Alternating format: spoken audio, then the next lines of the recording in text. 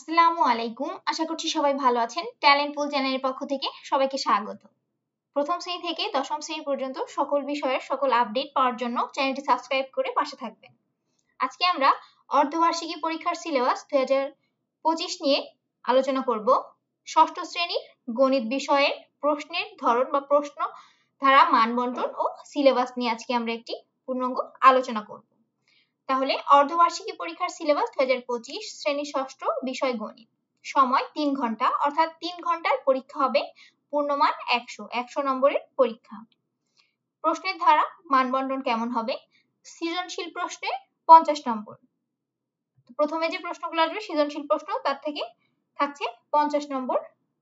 কয়টি প্রশ্ন থাকবে আমরা দেখি। ক বিভাগ পাটিগণিত অংশ থেকে 2টি, খ বিভাগ অর্থাৎ বীজগণিত অংশ থেকে 2টি, গ বিভাগ অর্থাৎ জ্যামিতি অংশ থেকে 2টি এবং ঘ বিভাগ পরিসংখ্যান অংশ থেকে 2টি করে মোট 8টি প্রশ্ন থাকবে। তাহলে 4টি বিভাগ থেকে মোট 8টি প্রশ্ন থাকবে। প্রত্যেক বিভাগ থেকে ন্যূনতম একটি করে মোট 5টি প্রশ্নের উত্তর দিতে হবে। তাহলে যে 4টি বিভাগ থেকে প্রশ্ন আসবে, প্রতিটি বিভাগ থেকে কমপক্ষে একটি করে সৃজনশীল প্রশ্নের উত্তর দিতে হবে এবং পরবর্তীতে যে বিভাগ থেকে তোমার বেশি কমন পড়বে বা যেটা অঙ্ক করলে ভুল হবে না, সেই বিভাগ থেকে আরেকটি অঙ্ক করবে। মোট 5টি প্রশ্নের উত্তর দিবে, অর্থাৎ 5টি সৃজনশীল প্রশ্নের উত্তর দিতে পারলে 50 নম্বর, তাতে একটিতে 10 নম্বর করে। তারপরে থাকবে সংক্ষিপ্ত প্রশ্নের উত্তর। এখানে 15টি প্রশ্ন থাকবে, তার মধ্যে থেকে 10টি প্রশ্নের উত্তর দিতে হবে।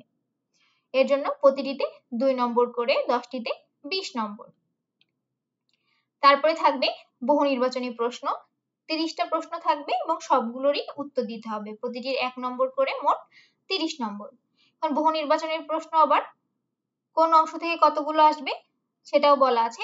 পাটিগণিত অংশ থেকে 8 থেকে 10টি, বীজগণিত অংশ থেকে 8 থেকে 10টি, জ্যামিতি অংশ থেকে 6 থেকে 8টি, তথ্য উপাত্ত অংশ থেকে 3 থেকে 4টি থাকবে এবং সব কয়টিরই উত্তর দিতে হবে। তাহলে বহু নির্বাচনী 30টা প্রশ্ন থাকবে, 30টারই উত্তর করতে হবে।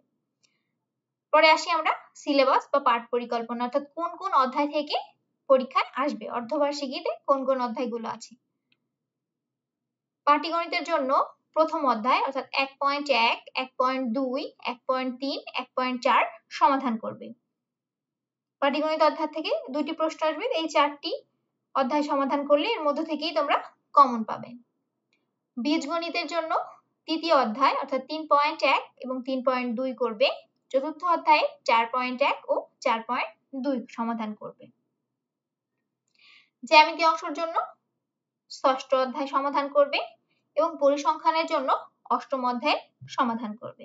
এখানে খেয়াল করো, জ্যামিতির জন্য একটি অধ্যায় আছে এবং পরিসংখ্যানের জন্য একটি অধ্যায় আছে। এখান থেকে 2টি প্রশ্ন আসবে, এখান থেকে 2টি প্রশ্ন আসবে। তো এগুলো তোমরা একটি গুরুত্ব সহকারে সমাধান করার চেষ্টা করবে। পরবর্তী ভিডিওগুলোতে তোমাদের নমুনা প্রশ্ন দেওয়া হবে এবং প্রথম শ্রেণী থেকে দশম শ্রেণী পর্যন্ত সকল বিষয়ের সকল আপডেট পাওয়ার জন্য চ্যানেলটি সাবস্ক্রাইব করে পাশে থাকবে। আর কারো কোনো বিষয়ে যদি কোনো কিছু জানার থাকে অবশ্যই কমেন্ট করে জানাবে। আজ এই পর্যন্তই। আল্লাহ হাফেজ।